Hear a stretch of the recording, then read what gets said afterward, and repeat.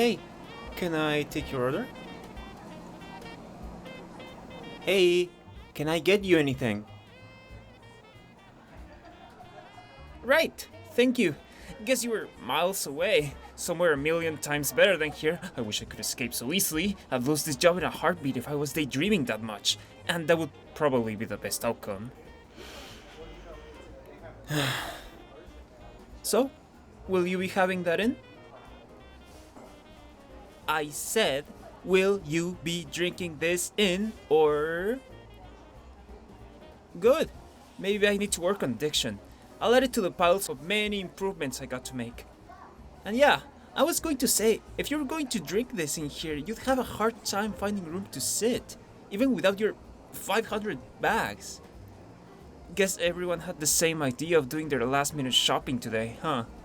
With a proper application game theory, someone should have worked out that the best time to do their Christmas shopping is a time when nobody else is. Though, I guess that would be hard to work out exactly. Unless you did it in the dead of night when nothing was open, and even us poor suckers are still working.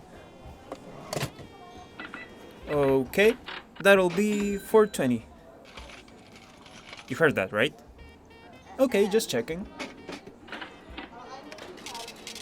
Are you actually going to be able to carry that with all your bags?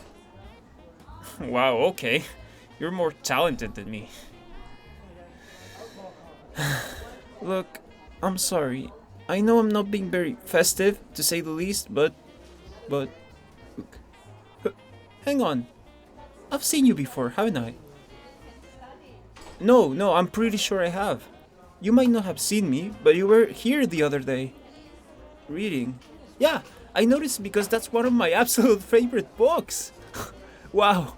Now, I sound like a stalker. Look, I was just mildly intrigued someone else had a decent enough taste in literature, okay? Now, if you'll excuse me, I need to get back to... What? Join you for coffee? After everything I said to you? You must be a masochist of some kind. Haven't you got people waiting for you? All those presents tell a story. Okay, tell you what, my shift actually finishes in like 5 minutes. If you're still around then, do you want to meet in that charity bookshop? They have nice chairs there. Okay, awesome. See you in a bit then. And I'll get a nice strong Americano to rejuvenate myself.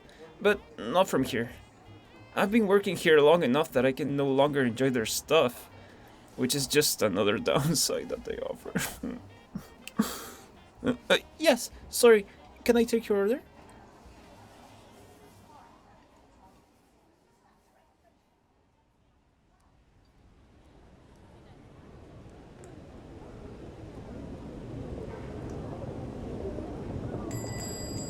Okay, so sorry I'm late.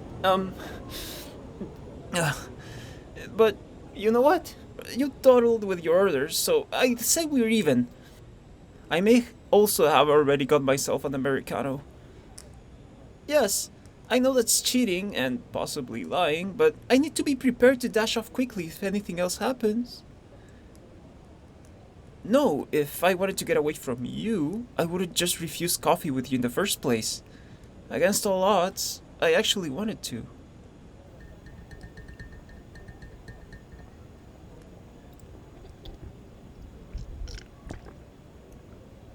Okay, I'm sorry. I think we got off on the wrong foot.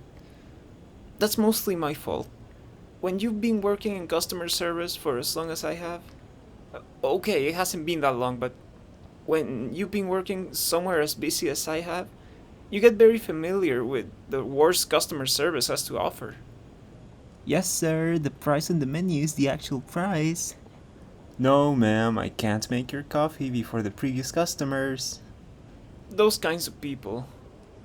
And management doesn't always help. No wonder the customers always think they'll take their side. Ah, that's hot. Oh god, that was a mistake. That's hot. Oh, that's hot. Oh, shut up! Yes, I know I should have known better working in the industry of scalding hot drinks. But if I can forgive you for being absent-minded, surely you can show the same courtesy. Because, honestly, it wasn't fair of me to treat you like the worst of the customers. Maybe I wanted an excuse to talk to you. Tell me something. Were you absent-minded because your mind was on books? Okay, but am I right in thinking that they're often on your mind? Okay, yeah, good. So, what was it this time? Distracted by my gorgeous face? Or maybe it was so hideous you were just lost for words? That's sweet of you. But we both know I'm not going to be the face of any coffee chain anytime soon. No matter how svelte the uniform is. So, what was on your mind? Huh? So you're saying you haven't actually finished your Christmas shopping yet? I felt like those bags told a story. Or maybe I shouldn't be surprised that you're the kind of person people actually want presents from. I can tell you mine got done very quickly, and that was back when I actually felt like seeing the family. That's a story for another time. I want to hear about you. How many people have you still got to get presents for? Okay, and how many of them do you think books would be suitable for? Because surely books are suitable for everyone. Actually, yeah, I see your point. I'm certainly not sure of anyone I would trust to buy the right book for me. It's sheer luck that we actually have similar tastes. But that's kind of how book tokens got started. You see, there was a publisher in the 1920s. I think his name was Harold. Harold Raymond. Yeah, that was it. He realized that there was a risk in buying someone a book because you couldn't guarantee they'd actually like it. So, something that could be exchanged for any book someone wanted was ultimately the better option. It takes a bit of the personal touch out of it, but in the end, maybe some people aren't suited for that. Oh, yes, I really am the spirit of the season. But perhaps I'm just unfairly trying to dump my own gloom onto your adorable sunshine. So, I expect you have slightly more social plans for Christmas? Oh, quite a few people, you say. Well, what I want to know is, because I'm still trying to get the measure of you, you're a bit of an enigma. What does someone who likes to read alone in coffee shops do at a Christmas social event?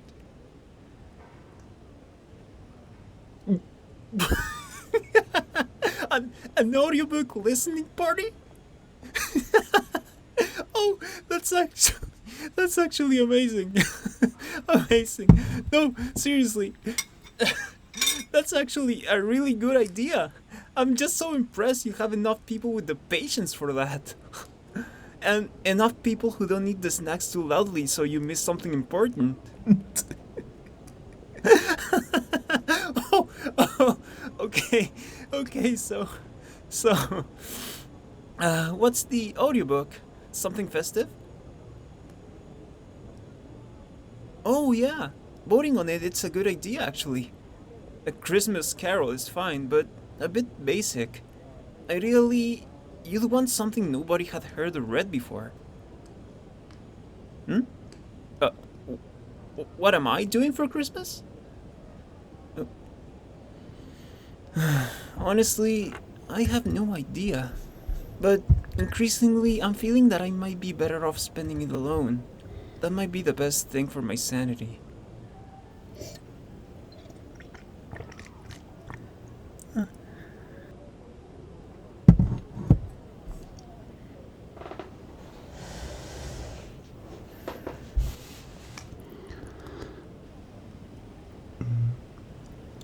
I hate that barista job, but It pays the bills and it keeps me occupied. In theory, anyway. I'd be working somewhere like this, with books, but perhaps I just don't have the right demeanor, or I'm more of a disappointment than I thought. I mean, that's what my mom calls me. Or maybe she said that about my dad. In any case, their divorce will probably be finalized by this time next year. Well, that will probably be a relief in many ways. I could really do without them both dragging me into it. Even though I'm a grown man, so custody is irrelevant. And I should be making my own way of life. But maybe I let them drag me into it a bit because it's nice to feel wanted. Or nice to feel the illusion of being wanted anyway. Yes, I'm just ammunition. But I'm still being fought over, you know? They're both trying my patience now, but if I don't spend Christmas with either of them... Well, everyone else I could call a friend has other plans. They're abroad, or at university, or married and living elsewhere without a care in the world. I don't expect any of them to make arrangements for me to change that. So I'm either alone or with grumpy family members, and I have to choose which one. I mean, maybe I could contact one of my sort of friends in a feeble attempt to get them to take me on out of pity, but I think I'd just feel so pathetic. On the subject of which, I have just shared way too much. I'm so sorry, but... Okay, I've gone this far, I might as well bite the bullet. The fact that you're not backing away from me slowly, or quickly, is a good sign. So, I want to make a request to join your listening party. Because even in the very brief period in which I've known you, suddenly, I think I'd like to spend Christmas with you. Yeah, I know maybe that's pathetic, and obviously I understand we're practically strangers, but even as I'm reminded of every crappy thing going on in my sad and sorry life, I'm thinking it'll be okay if I just say that I want to help you with your Christmas shopping. You know, browse books in here with you, discuss the finer points of the corniest festive movies. Learn more about what you do when you have a bunch of friends as adorable as you around. Oh, I don't know how this makes me sound, but when you brought up that you actually do a listening party, God, I haven't laughed like that in forever. I don't know what it is about you, and maybe this'll make me sound like a stalker again, but I just feel you could light things up this Christmas for me. If only for a week, a day, an hour. Perhaps we can just get to know each other before you decide if I'm worthy of joining you and your friends. It's entirely up to you, of course. What do you say? Oh my god! Thank you. I really hope what I can give you is beyond this pathetic needliness. Wow. Why don't we start right now?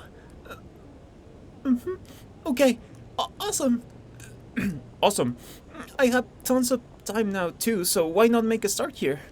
We both know this place very well, so I shall try my best to prove myself to you with my profound insights on the finer and less fine points of literature. I may even be able to pick out the best option for your present. Oh yes, I do. It's the least I could do for you, given you're making this festive season something more than just monotonous gloom.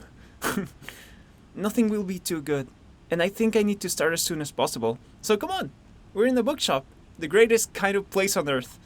Which section shall we go to first?